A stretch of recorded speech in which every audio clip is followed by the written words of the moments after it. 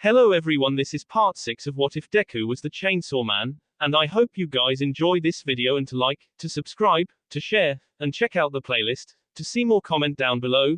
Now let's start the intro. They call me a god. They call me a god.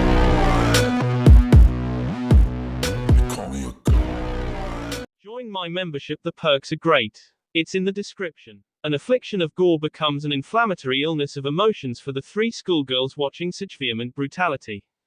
Their innards contort like a corkscrew twist in a crude yet shortcoming mimicry of the virulent violence that they're viewing.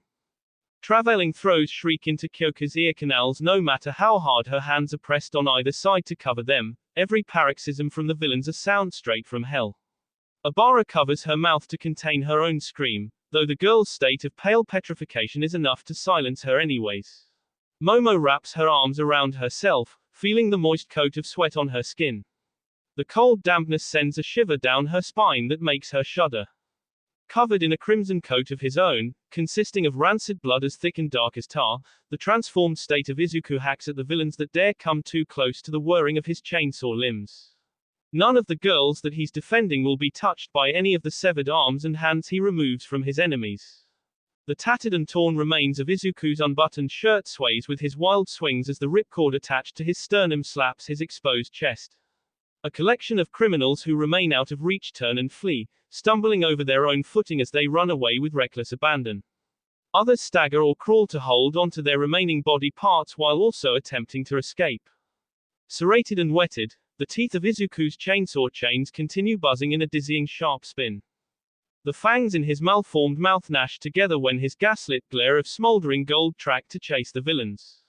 An elongated tongue whips out of his maw when his pointed teeth spread apart, sloshing in saliva that flies out in varying directions.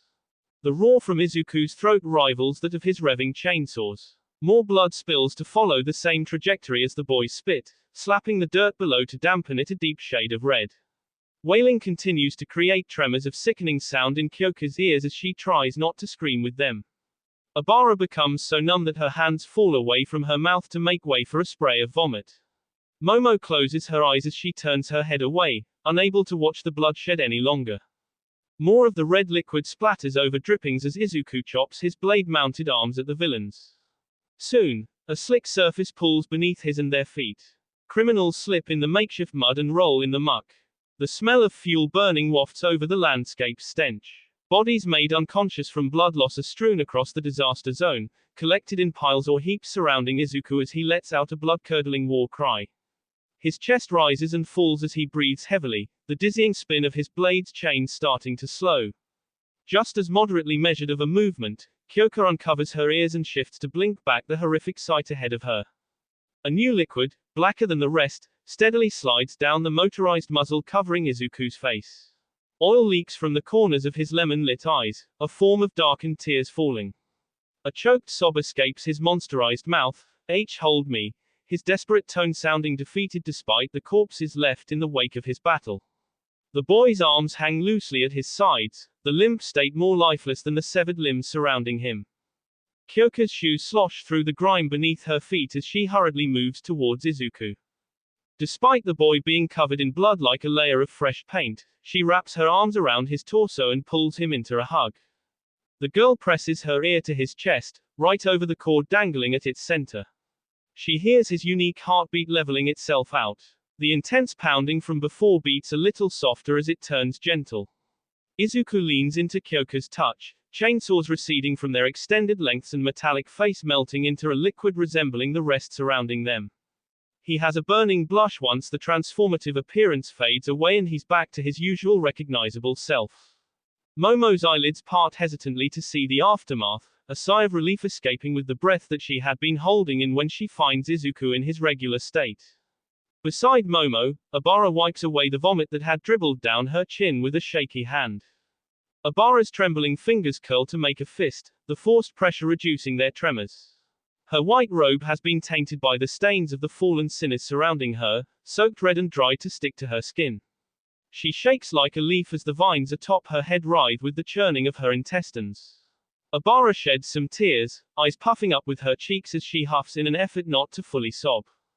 "D-Devil, A weak mutter barely manages to slip through Obara's trembling lips.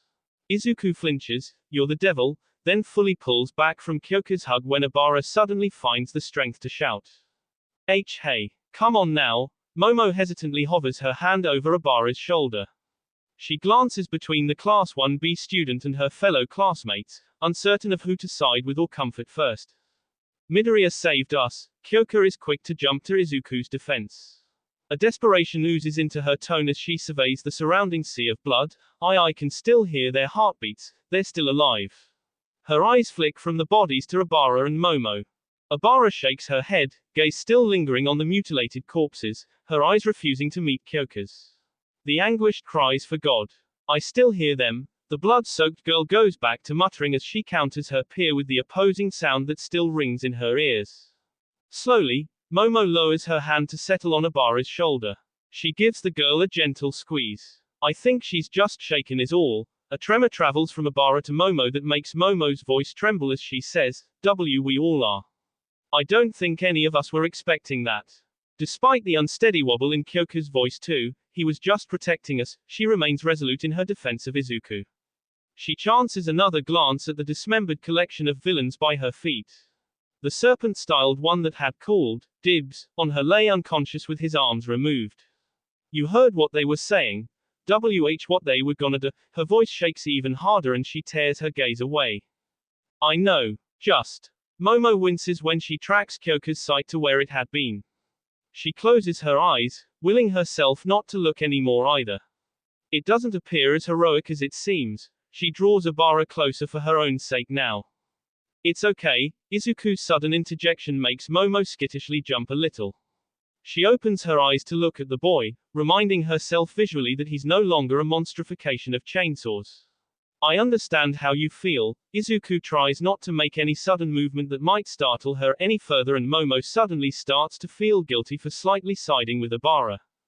Reminded of Obara, Momo turns her head to see the girl is still on the verge of going into shock if she hasn't already done so.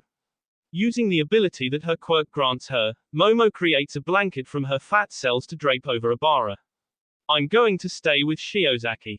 Get her someplace away from here," and internally shames herself further for using the girl's current condition as an excuse to distance herself from Izuku.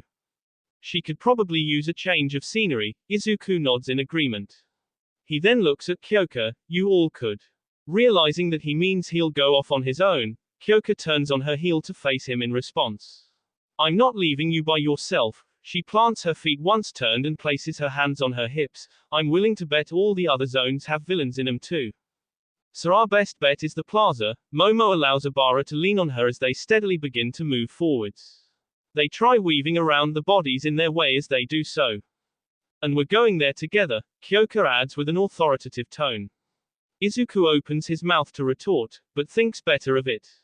Neither Momo or Obara complain as well. "All right then."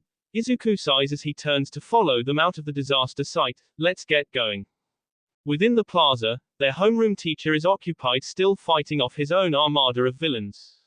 The underground hero starts with one, sweeping their legs out in a low crouch so that he can smack their head on the hard floor once they drop. Behind the slits in a yellow pair of goggles, Eraserhead's eyes burn a bright red. The villain he locks his sights on loses their quirk long enough for him to close the distance between them.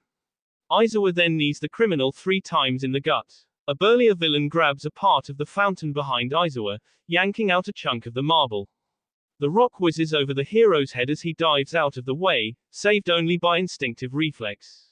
The fountain piece strikes a support beam, bending the pole inwards as it shatters into debris. Aizawa unfurls the capture cloth wrapped around his neck, whipping out the opposite ends to bind themselves around 2 of the villains rushing him from his left side. Using the force of the pull it takes for him to duck down and dodge a punch, he tugs on the binding line to hoist each criminal over his head so that they collide into one another. Aizawa uses his footwork to pivot and twist his body with a strong right hook to take out the burly villain next. Simultaneously, his now unwound capture cloth snags the ankle of a different opponent in the crowd. The turning motion of the hero's torso switches to go the other way, pulling on the scarf to trip the villain it caught. Watching as the mob slowly gets eliminated one by one, the villain group's leader gradually grows agitated. He scratches at his neck as though there were stubble there, red eyes peering through the fingers of the dismembered hand covering his facial features. When Eraserhead crouches low enough to avoid being skewered by a katana and then retaliates with a kick, the villain leader decides that he's seen enough. Nomu. A raspy voice gets the monstrosity with an exposed brain to cock its head to the side. That same raspy voice then gives Nomu its order, hurt him, by pointing a finger at Aizawa. The hulking black mass of slough and marred muscle lurches to its feet. A heap of unconscious villains lay beneath it, a less than courteous courtesy of Eraserhead. It moves as though it's unbalanced by its own bulk, the bulging limbs too heavy for its own body. The Nomu stomps on the skulls of the villains in its way, the crunch of white bone reminiscent of bloodied snow. It'd be impossible for Eraserhead to not hear the beast coming with every ground-quaking step it makes as an advancement towards him. The hero uses his erasure quirk, getting into a low crouch. Across the plaza, from a perched position on the viewing balcony of the disaster zone he just exited, Izuku witnesses what happens next. The Nomu's size is deceptive. It's fast. Faster than any of the villains Aizawa was fighting earlier. It catches Aizawa in a grip that clutches the man's entire abdomen. The creature's hefty thew lives up to expectations in terms of raw strength. Izuku can hear the sound of his teacher's ribcage shattering despite the distance. When Kyoka makes a horrified gasping noise from beside him, Izuku can only imagine what the bones breaking must have sounded like when amplified. Momo turns her back to the view, simultaneously shielding Abara from the sight before the girl can catch even a glimpse of it. Those two have seen enough, each of them reverting back to their trembling dispositions. Their eyes clamp shut, unwilling to replay a visual bloodshed. Though they can still hear the awful yells coming from their teacher. They flinch with every agonized shout. Izuku grinds his teeth as he grits them together, trying not to scream too. Aizawa's limbs sling loosely as he's played with like the Nomu's ragdoll. With the carelessness of a child slinging its toy around, the mindless beast roughly slams the man into the ground. Red paints the surface that slowly chips away with every grating blow. Aizawa's eyes glare defiantly, the crimson glow as bloody as the rest of him. Until he's slammed into the floor face first. The cracked cement cuts his cheek open, splitting like a seam. Aizawa's jaw unhinges to one side, dangling as his mouth rips even further. That's when Izuku reaches his limit. He can't just stand by and watch anymore. His index finger loops through the hole of the handle on his sternum's pulley string. Kyoka hears the rapid beat of the boy's heart begin to create a continuous rhythm. She doesn't need to hear him say, "I'm saving Sensei. Stay here with them," to know the revving is that of his chainsaws next. A red sneaker steps onto the guardrail of the balcony to use as a launching pad. When Izuku pushes off, his transformation transpires mid-leap. Wait, Kyoka's cry gets cut off by the whirring of the chained blades that burst forth. The elongated saws screech as they swing with Izuku's aerial movement. Each arm slices through the air when he begins to make his descent down into the plaza. A shrill shriek erupts from the chainsaw mounted atop the running engine in place of his head, the sharpened fangs within it bearing down with him. The hand-covered villain that had ordered the Nomu to attack Aizawa raises his head, the swift motion flicking his tousled hair. When he sees the source of the caterwaul coming for him, he reacts immediately. Bladed tips brush by, every metallic tooth spinning on the edge of a long bar. The villain skids back, the heels of his shoes scraping the ground. The air between him and Izuku splits as though severed, further pushing the villain away. That same gust of wind blows away the pale strands of hair hanging over his eyes. The gaslit glow from within the dark slithers in Izuku's metal-mounted face stare back, an amber substitute for eyes burning brightly. The chainsaws attached to the boy continue their rotation, pointed tips a blur. With every intense rise and fall of Izuku's chest, the string attached at the base sways from one side to the other. The thrumming of the chainsaws shift in the direction of Aizawa and the Nomu. The creature ceased its torture, awaiting orders from its boss. To the opposite side, one of the villains Aizawa hadn't dispatched takes a broad swing with a steel rod. An emission of sparks glisten across the metallic surface of Izuku's face when it connects. While his head does turn with the blow, the rest of his body remains firm. The engine thrums louder when the yellow orb eyeing the villain intensifies its glow.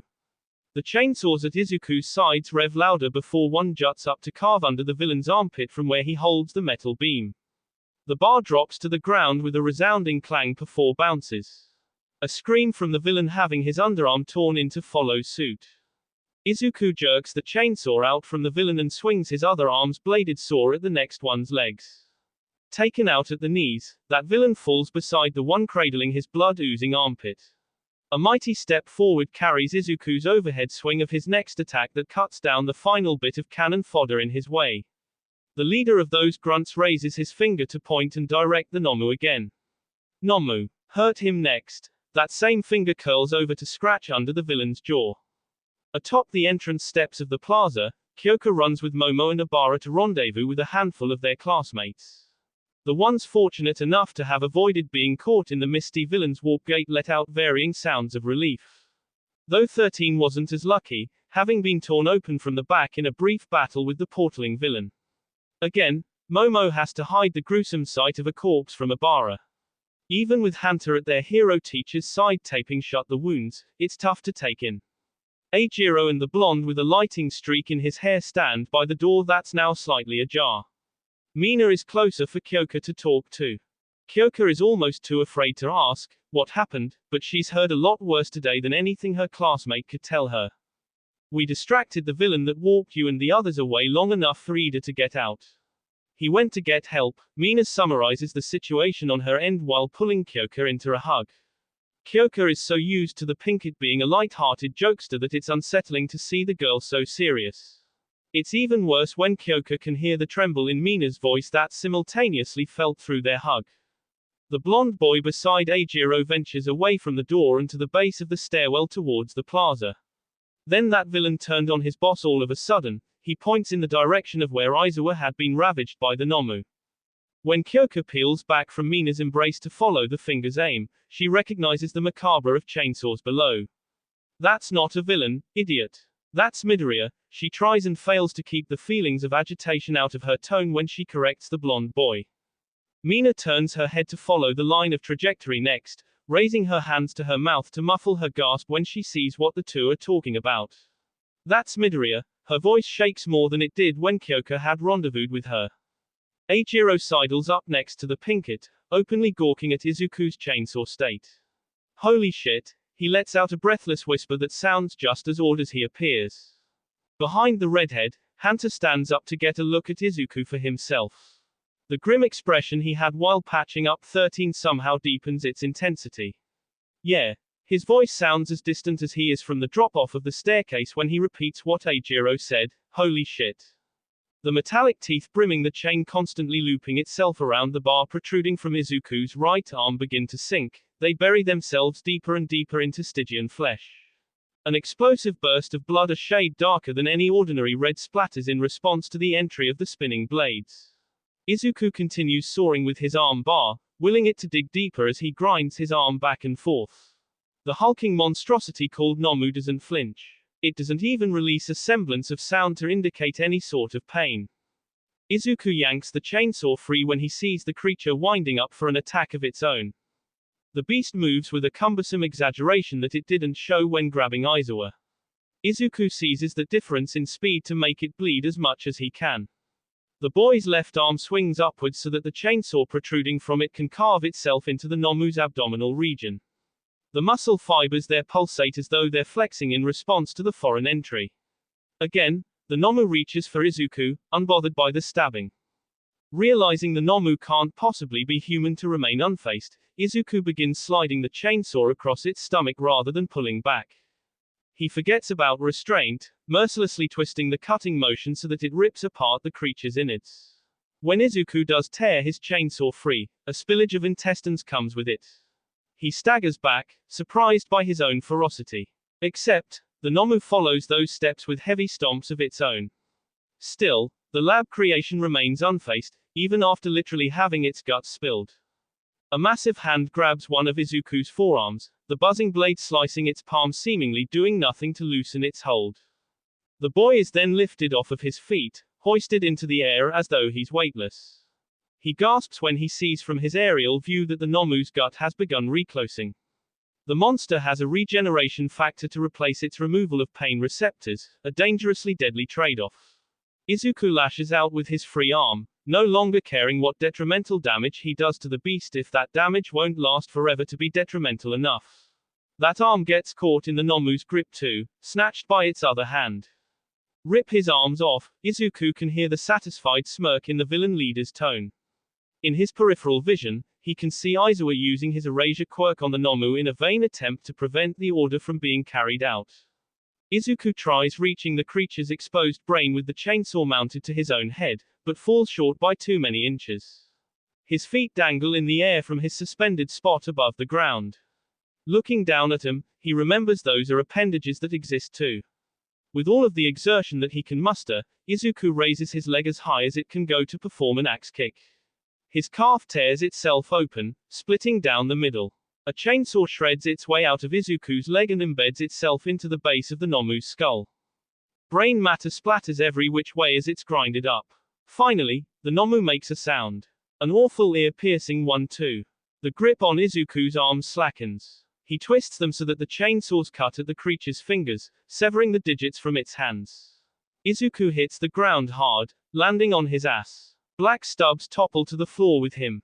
Nomu, the villain leader, cries out for his wounded science experiment. The creature hears its master but doesn't have the brain capacity to respond with an organ that's hardly intact. It staggers while grasping at its head with fingerless hands, helpless and pathetic as it nearly trips over itself. A wisp of purple smoke spirals until it creates a cloud. The foggy specter then shapes itself into the villain that had introduced himself to the class earlier. Izuku recognizes him as the one that can create portals. Tomura Shigaraki. I'm afraid we underestimated UA's golden eggs. The villain addresses his superior as though the turning of tides is a minor inconvenience. Yellow slithers narrow as they meet yellow orbs. The villain gauges Izuku while reporting, one of the students managed to escape. Tomura turns towards his comrade with a glare that would kill if it could. Kurogiri. I'd turn you to dust if you weren't my only ticket out of here. The leader of the Fallen League claws at his neck while complaining in a lower tone, useless. All of you are unreliable. Shall I suggest a tactical retreat? Kurogiri maintains his stoic demeanor despite the threats from his agitated boss. Though Izuku can tell the villain is nervous by the way the smoke wafting from his body fidgets like an open flame. Suddenly, the doors to the USJ that had been opened by just a crack completely fly off their hinges. They're completely blown away, sailing over the plaza. One of which lands beside Izuku.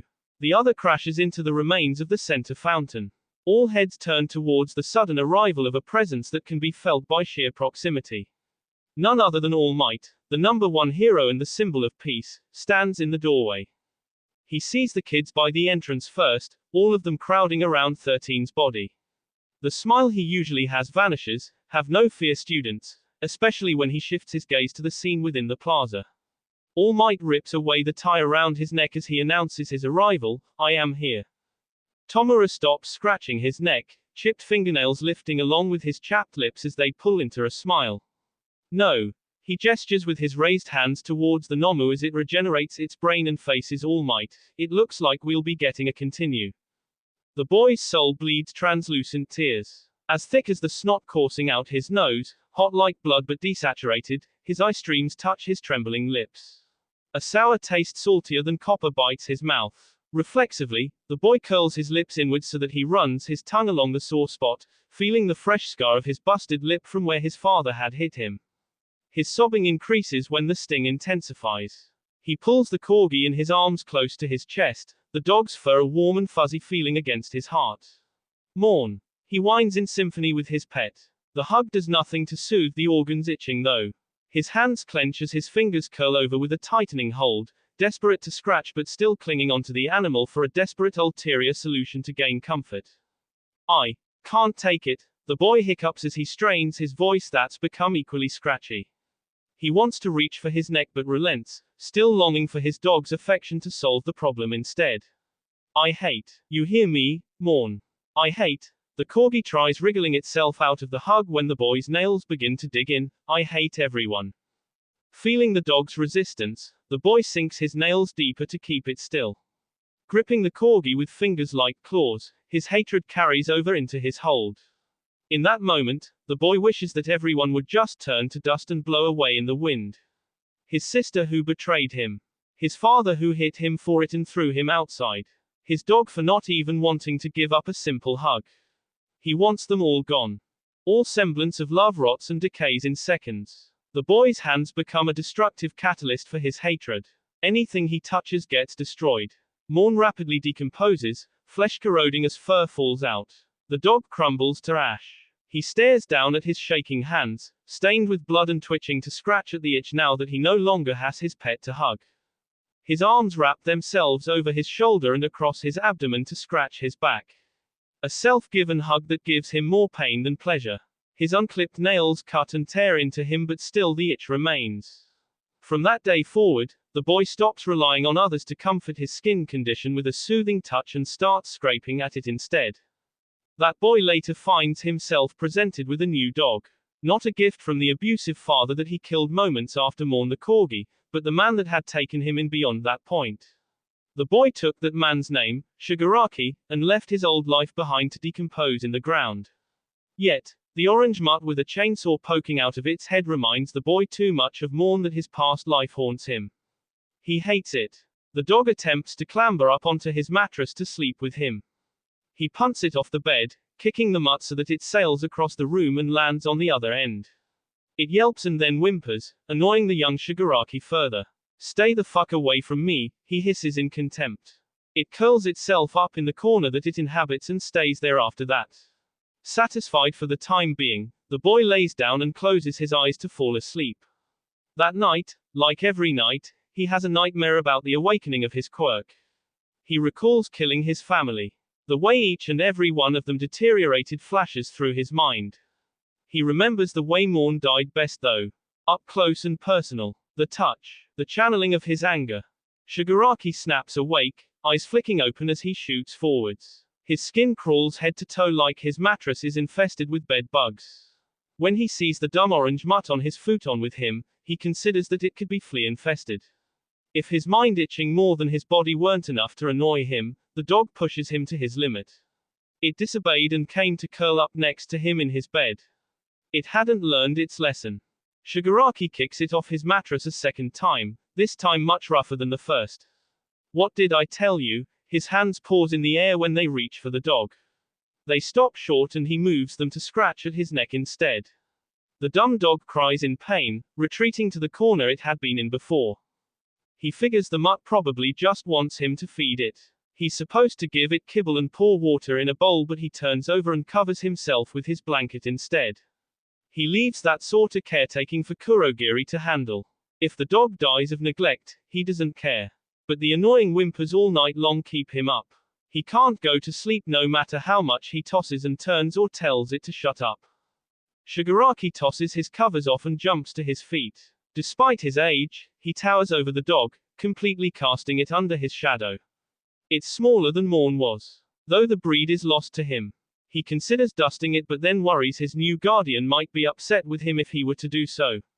If he lets it out of his room, it might scratch against the door to be let back in, and that'd be as equally aggravating. If he lets it out. Shigaraki chews the mended scar on his bottom lip.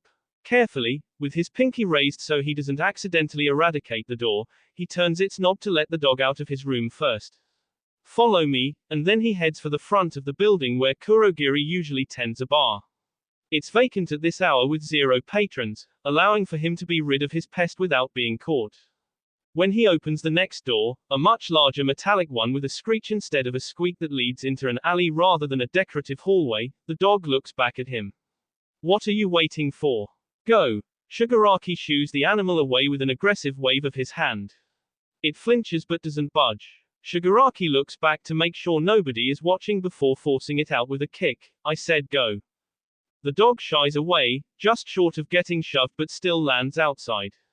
Shigaraki scoffs and slams the door to the bar shut. He leaves the dog outside by itself.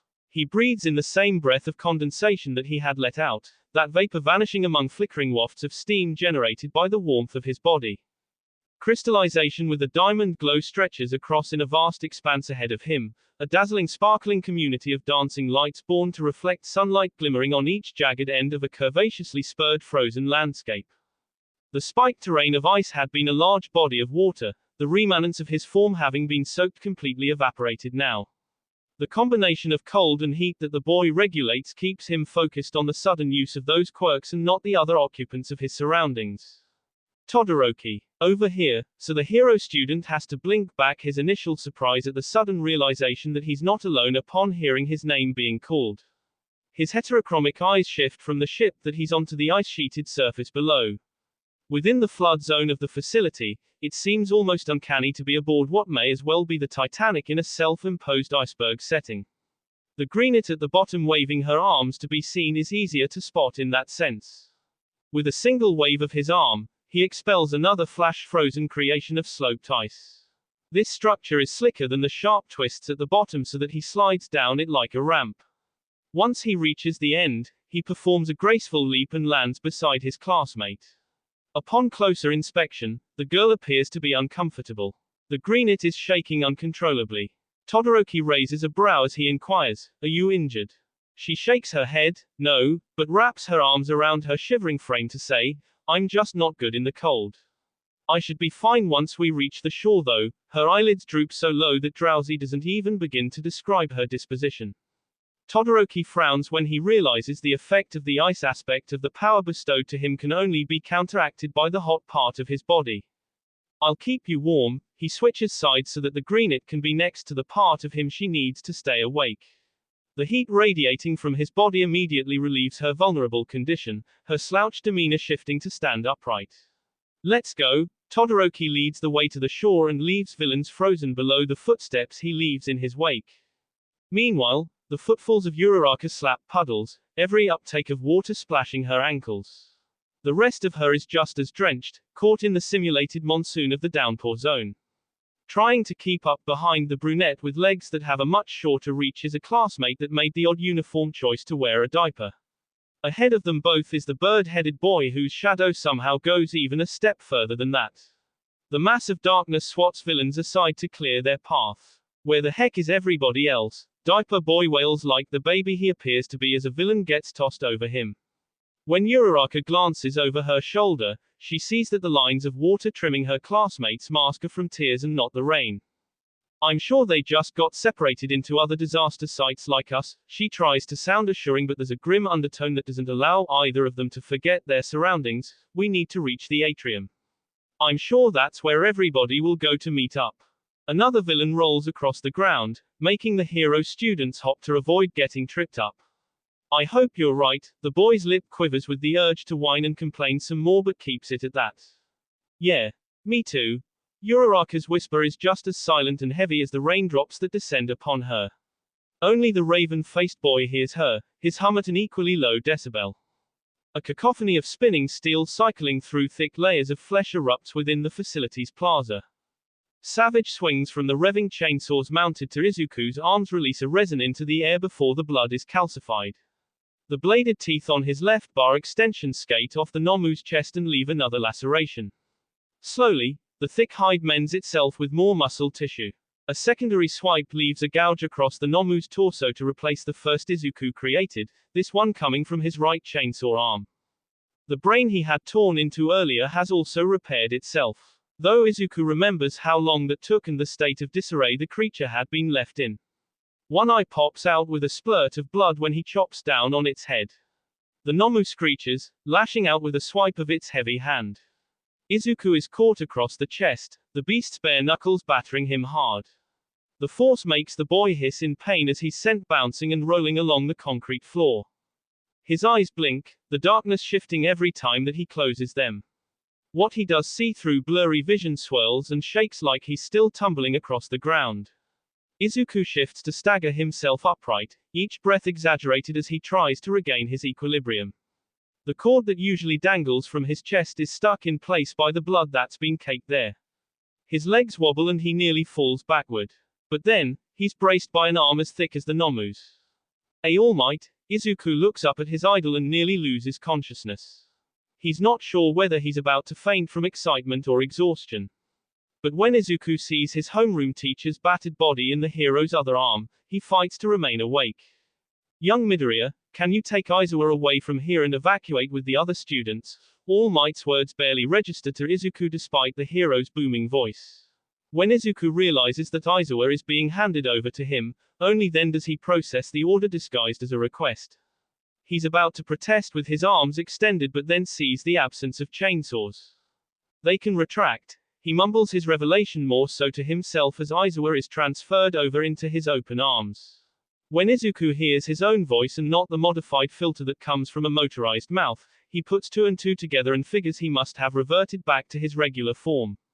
It now makes sense to him why All Might was able to recognize him. And why he's now feeling the pain from his battle with the Nomu.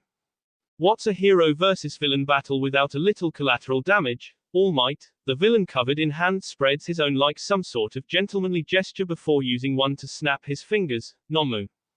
In a flash of light, followed by the crack of what sounds like thunder, the Nomu and All Might are clashing with one another.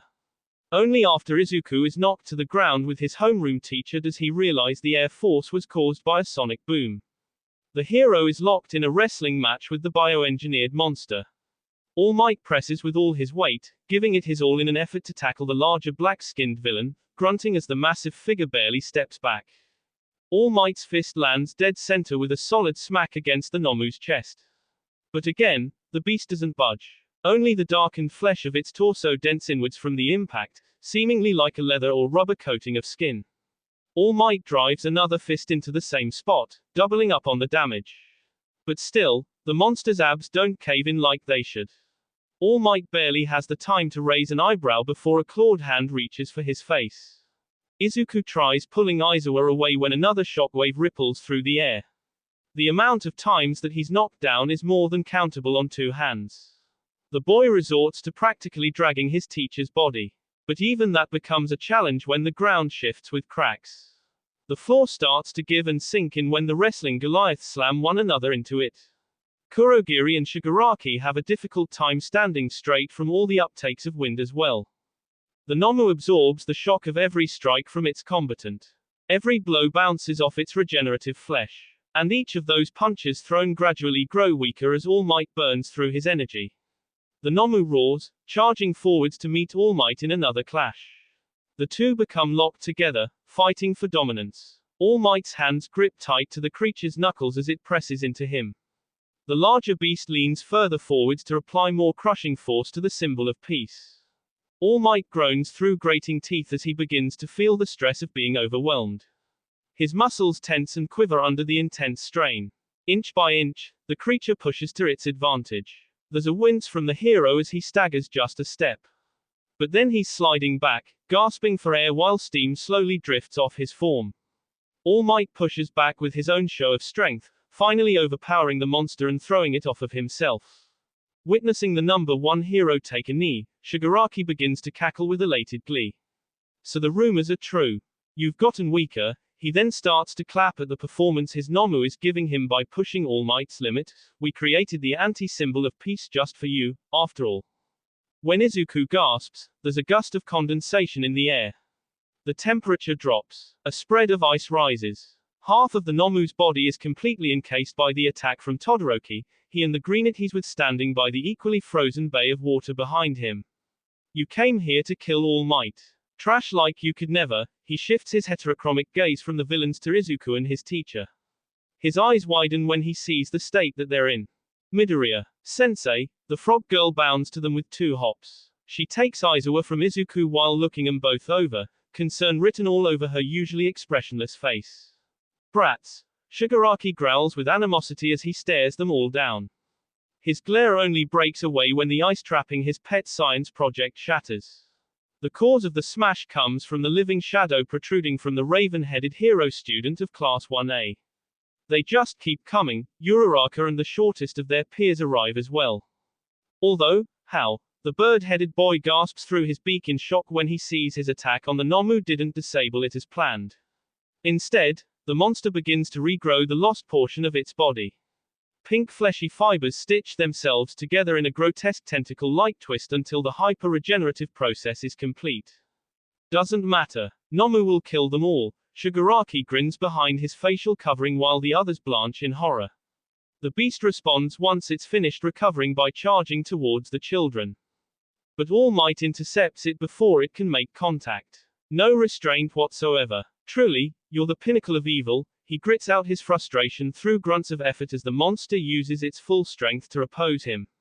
Very well then. I won't hold back either. The hero pushes past the pressure and inflicts his own on his enemy with all that he has left in him. A series of blows to the monster's abdomen are followed by an uppercut and a jab to its head. Every punch is barely perceptible, only conceived as existing by the quick blurs of every grating strike and the Nomu's recoil from them. There's a power behind every attack much greater than before that drives the beast back. Wind channels as it's pounded at like a punching bag, each shockwave gathering more and more pressure. Plus Ultra, All Might goes beyond his limit while shouting the hero school's motto and delivers his final most fatal blow to the Nomu. All of the air force gathered releases in that crucial punch and blows the monster away with a tornado's power. The Nomu gets blasted through the ceiling and breaks a cloud as it launches into the atmosphere. At that same time, the ground that had been weakened with every blast of pressure as well also loses its hold. Every crack expands and the surface crumbles into a mixture of rubble and debris. Izuku slides down a cement slab that sinks inwards with the rest of the collapsing floor. Midoriya, the greenet girl that had taken Aizawa from him, tries lassoing him with her elongated tongue, but he falls too far out of reach. An updraft of dust and smoke creates a cloud of thick brown and gray. Izuku chokes on what he inhales, trying to wave it away with one hand while covering his mouth with the other. He finds himself at the bottom of a sinkhole once the dust settles and clears. Sewer pipes protrude from uprooted dirt and gravel, spilling murky liquid. Across the way, he spots the villain that had been covered in hands trying to reattach some that fell off during his own fall down. When the villain turns his hate-filled gaze towards Izuku and also notices that he isn't alone, each of them hurry to gain their footing. Izuku grasps the cord attached to his sternum and frees it from the patch of dried-up blood that's glued it to his chest. A sputtering startup almost makes him pull on it again, but the sudden flare of searing pain in his forehead stops him. His vision splotches red and his face is slick with wet liquid that isn't his sweat. Izuku chokes out an agonized gasp and wipes at his eyes with the back of his hand. When his palm nicks the brim of a razor-tipped chainsaw blade, he realizes that his transformation was only partially done. The sharpened bar protruding from his skull sticks only halfway out, and the usually motorized muzzle that accompanies it provides no metallic facial shell. Not to mention there's a lack of chainsaws running on his arms. Izuku rationalizes that he's lost too much blood to be able to fully transform since his chainsaws run on blood instead of gasoline. Still, there's a villain in front of him. Izuku raises his arms and makes fists. He holds a stance that's neither defensive or offensive since he lacks the combat training needed to tell the difference. And still, the villain makes no move for him. Rather, Shigaraki tilts his head to the side and he gauges Izuku. He raises his finger, pointing as he tries to place his touch. Say, your power looks familiar, boy. The appearance reminds Shigaraki of a similar sight. Izuku falters from moving forward, backpedaling instead. Slowly, one of his fists unravel and he places his hand over the string attached to his heart. The cord feels like a live wire, pulsating with a sort of charge that gives him what may as well be an electric shock. It aches. I had a pet named Pockiter. Izuku notes the way that the villain's eyes narrow at that bit of information. I can't ever hug or hold him again. The villain's stare lingers, something in the red of the gaze burning brighter than his hatred. Izuku curls his fingers over what used to be Pockiter's tail, clinging to it with a reclosed fist. But he's right here inside of me. Shigaraki's lips turn over into a sneer, his tongue running over the scar striking through the top and bottom of them. That means Pockiter is dead, doesn't it? The villain's response sounds more like a statement than a question. The tone suggests that Izuku doesn't answer, at least. Shigaraki continues, that, they're in my heart. Shit is a pathetic consolation, his hand hovering over his chest. He then bends down and picks up a chunk of rock with that same hand. All 5 of his fingers touch the small bit of rubble and it begins to decay. The dead have no life. A swirl of the shadows behind Shigaraki suddenly creates the recognizable warp gate of Kurogiri. Izuku has half the thought to stop the villain from backing into it, but thinks better of himself in his current condition. As Shigaraki slowly slinks into the portal, but don't worry. You'll see Pockiter again one day soon. He gives a few parting words. Then, the warp gate closes. A moment passes where Izuku holds his breath, wary of whether or not he's truly been left alone. Then, he gives out. His legs stop holding him upright and his hands fall to his sides. In a slouched disposition, he releases a heavy sigh of relief. The thick atmosphere suddenly feels not as dense. It's more breathable now. The ache in his chest gradually begins to fade. The sound of a shoe scraping gravel makes him tense up again. He turns to follow the noise but loses his balance and falls over so that he has to prop himself up on one elbow.